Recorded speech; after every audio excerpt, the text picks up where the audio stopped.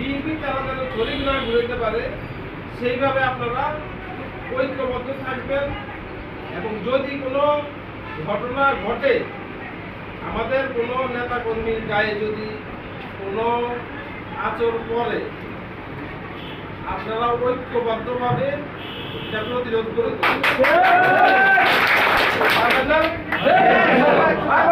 সবাই যখন ঐক্যবদ্ধ থাকবে এই সব কিছুতে লাভ হবে না।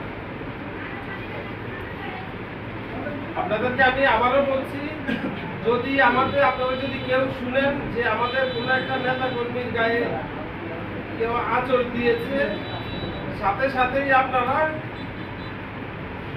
প্রতিরোধ করে তুলবেন। আমি যখন জানবো আমাকে আপনারা পাবেন আপনাদের পাশে, ইনশাআল্লাহ। আমাদের পাবেন। কিন্তু